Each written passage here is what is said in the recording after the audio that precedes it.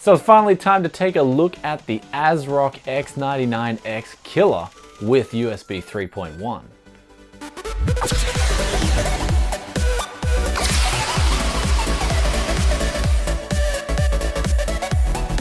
Ladies and gentlemen, welcome back to Tech Yes City. This is Brian coming back to you guys today with a review of the X99X Killer. This is their Fatal1ty gaming series motherboards, and this time it's for the X99 line, and it's kind of a refresh where they introduce USB 3.1. And now I've tested USB 3.1, I've also tested the onboard Killer, and their claims are actually legit. So we'll get onto that later, but first let's take a look at the motherboard, and then we'll move on to like the BIOS, the onboard audio, and all that juicy stuff that comes loaded with this motherboard. So starting from the top to the bottom of this motherboard, we've got an X99 red heatsink covering a 12-phase VRM design, which is actually an 8+4-phase power design, where 8 phases are dedicated to the CPU, 2 phases are dedicated 4 DIMMs, and another 2 phases are dedicated to another 4 DIMMs of memory. Also at the top there, you will find an 8-pin CPU connector, which is out the way, and then just besides that, you'll have a 4-pin CPU connector and a 3-pin CPU connector. And then besides that, you've got a USB 2 port onboard the motherboard if you wish to use that. Now another thing I will mention about the VRM is that it does have 12K Nichicon Caps on board there. They're Japanese made caps, also 60 amp chokes, and also a dual MOSFET end design. So it's a very solid VRM. I've been using it for months on the Extreme 6 and it hasn't missed a beat, and it stays cool at 4.2 gigahertz whenever I touch the heatsink on the heatsink there. So moving a little bit further down the board here, we've got a 24-pin ATX connector as well as 2 USB 3 connectors and a 3-pin chassis fan header there. And then below that, we've got 10 SATA 3 ports there as well. 6 of these, the first 6 down the bottom, are dedicated to normal SATA usage, or you can put them in RAID 0, 1, or 5. The 4 above that, you can only use them for normal usage, so you can't put these into RAID 0, 1, or 5. Just keep that in mind. Below that, we've got a SATA Express port there if you wish to use that, though that will cut out the 5th SATA port if you wish to use that, as well as if you wish to use an M2 SATA drive. I believe that will cancel out a SATA port as well. Now besides that, we've got a big heatsink there covering the platform chipset hub, or formerly known as the South Bridge, and then we've got the Dr. Debug LED, which is really good if you are having problems, for instance overclocking, if your computer's crashing, if your keyboard's not connecting properly to your computer and it's causing crashing, then sometimes this Dr. Debug LED will help. Below that, you've got your speaker headouts there, you've got your front panel power outputs, and then you've got 2 buttons on board. One's dedicated to being a power button, one's dedicated to being a reset button, which can definitely come in handy, and in my case it did, since I don't use power buttons on there. I just press that and then I wire my PS2 keyboard to turn on the computer. Just above that power and reset button is a Hdd Saver, which they include the cable for, though myself, I do not use this. And then besides that, you have the chassis fan 3-pin and an additional chassis 4-pin there.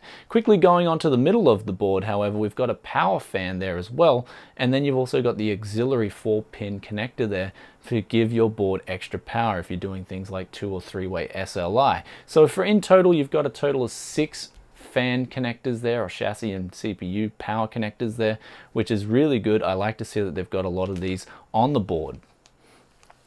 So going back to the bottom of the board, we've got 2 USB 2 outs there. We've got a BIOS selection switch there, which you actually have a dual BIOS and you can select which BIOS you want to use. Very handy. Then besides that, you've got a manual clear Cmos connector there if you wish to do it the old school method. And then moving on besides that, you have a TPM and Thunderbolt connectivities there.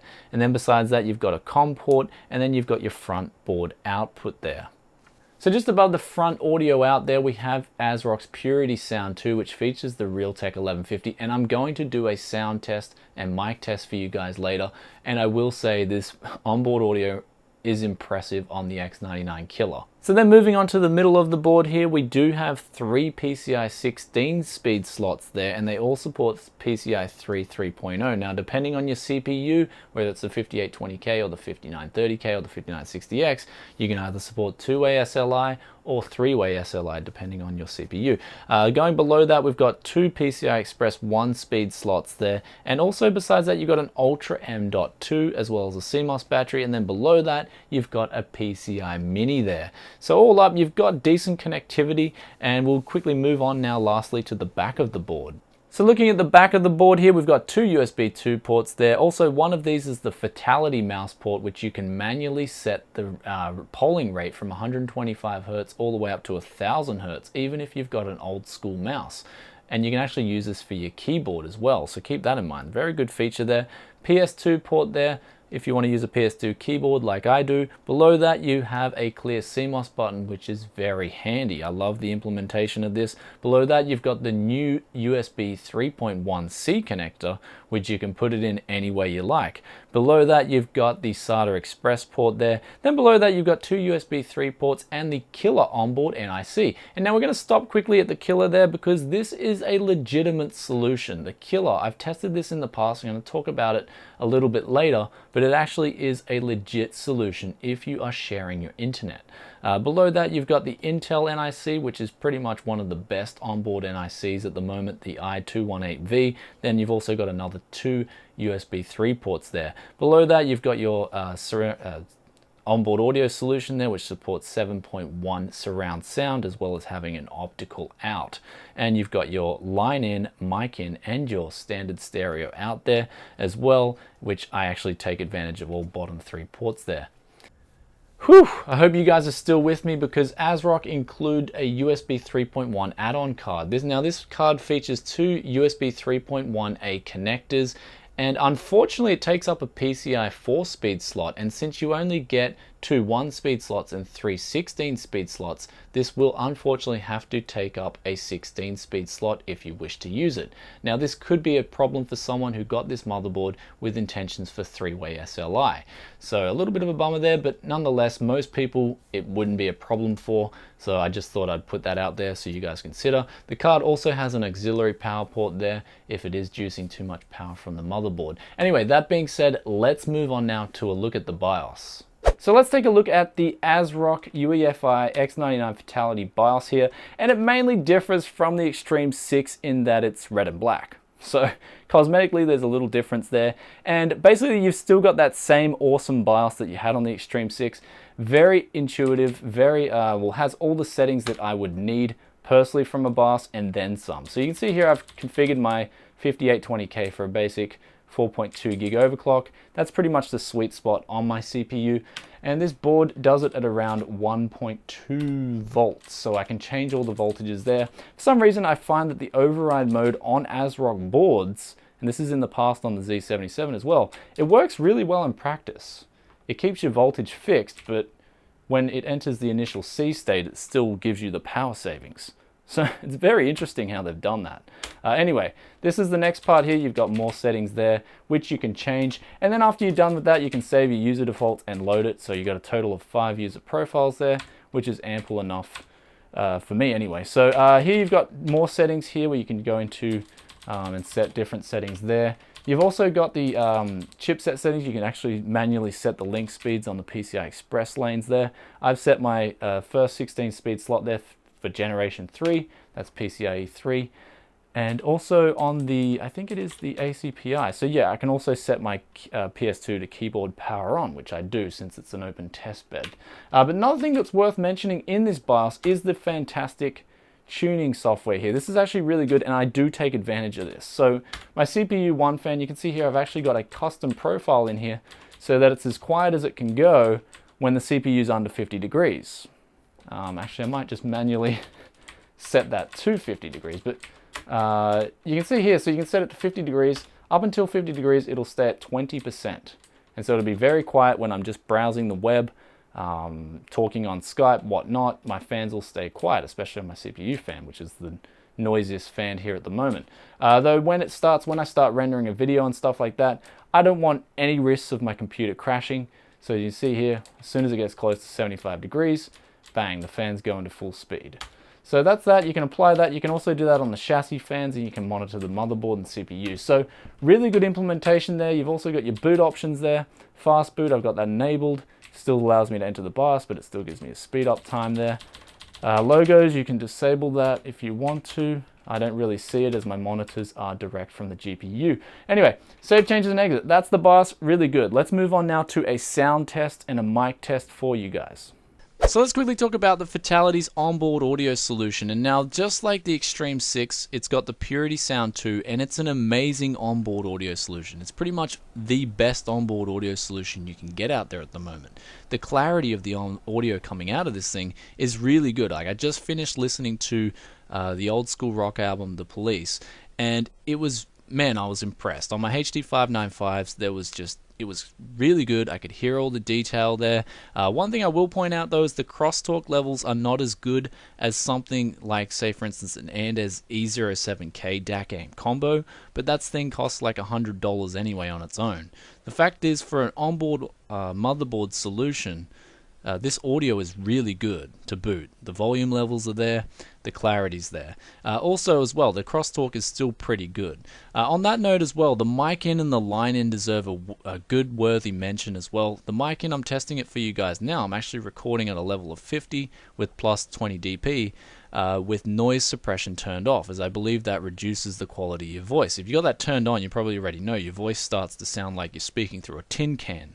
So if I can, I always like to turn this off. And the fact is, this is pretty much introducing no noise at these levels, which is really good. I like it when a board's got a strong mic in port. Another thing is, I will say as well, I like it when the board's got a strong line in as well. So this, when I put the mic preamp that I use into the line in, I can turn that all the way up to 100 and it'll introduce no noise as well. Unlike the, for instance, the X99UD4, which I reviewed, which had a pretty lackluster onboard audio solution, introducing noise on the line in, and the crosstalk was horrendous on the audio out. So anyway, let's move on now to a conclusion, and we'll talk about USB 3.1 as well. So let's quickly talk about performance and power consumption, and in regards to performance, this motherboard performs exactly like all the other X99 boards. In other words, you're not going to get a real performance gain from using this motherboard as opposed to another motherboard, and vice versa. Also, in regards to power consumption, when we look at the figures here, this X99X Killer performs just like the Extreme 6 did, which performs very similar to the MSI X99 SLI Plus. The Gigabyte UD4 was beating the other three motherboards, though that motherboard has a plethora of problems in its own. Also, I forgot to mention, included with this motherboard is a 2-way and 3-way SLI or X-Fire connector, as well as a USB 3.1 add-on card, which gives you those 2 extra 3.1A slots there. And also, besides that, you get 4 black SATA 3 cables included with this motherboard, and you also get that Hdd Saver cable as well. Also, I forgot to mention that ASRock make a thing of ESD protection implemented into their motherboards as well, which could become useful, especially on the NIC line. As me personally, I have had a NIC blowout during a lightning storm, so I like that that's added in there. Whether I can test this or not, I mean, I can't artificially produce a lightning bolt, so I'm just going to trust ASRock on this one. So when all's said and done, the ASRock X99X Killer is one phenomenal board, and I'm going to keep repeating that because ASRock have got it right with their X99 line. Now, cosmetically, I'd say they do need to touch things up, especially those little clips. I'd like to see them color code them both red and black to match the board. And I've said this in the past. But besides that, when you buy an ASRock board, what you're getting is features, functions, and utility first, besides cosmetics. And that's what I look for. When I get a motherboard, I want to know, does it have a solid VRM? Does it have a good onboard audio solution? Does it have a good NIC on board? And the answer to all these questions is yes. Not only does it have a good VRM, it's got a really phenomenally good VRM on board. You've also got some of the best onboard audio I've ever heard. Even then, I thought the mic in on the Fatal1ty was even better than the Extreme 6. And that's like the best mic in port I'd heard up until that date. So good job on that, ASRock. I really notice these little things, and it makes a difference when you're improving your product, and in turn improving your brand image. Besides that, we've also got the Fatal1ty and the Killer NICs on board, which are two of the best in their own right. I'd say the Intel's really good if you don't have anyone else using your internet connection, and then the Killer would be good if you're in a location where you've got to use the shared internet connection. Though from an anal retentive perspective, I would say the Intel would be a little bit better if you have no one using your internet, though for what it's worth, it probably doesn't make much of a difference anyway. But all said and done, also one other thing that I will point out is that the USB 3.1 card takes up a 4-speed slot. So essentially, if you want to use USB 3.1, then you'll only have two 16-speed slots to use for SLI and other purposes. So that's a little bit of a bummer there, but I mean, it can't be helped. I mean, I guess the USB 3.1 needs a 4-speed slot as opposed to a 1-speed slot. And I'm sure not many people would be actually using 3-way SLI anyway, even for professionals. And before we go, we'll quickly talk about pricing. I think you can get this board for a little bit over $300, though if you don't need the USB 3.1, and me personally, I'm not in a position to take advantage of it, I'd just go with the original Fatal1ty Killer series, which will save you around $50 or $60. If you're in Australia, I can only find the ASRock X99X M version, which is $329 AUD, which at that price is actually a really good deal. So with this motherboard, you're pretty much getting a top of the line motherboard. I can't think of anything that I would add in besides those little cosmetic things. I think ASRock have got it right on every department here, and I really like what they've done with their motherboards. So anyway guys, if you have any questions or comments about the X99X Killer, then drop a comment in the comment section below and I'll get back to you as soon as I can. And if you like this video, then please give it a thumbs up, and if you want, you can check me out on social media and whatnot, and I'll catch you in another tech review very soon. Peace out for now. Bye.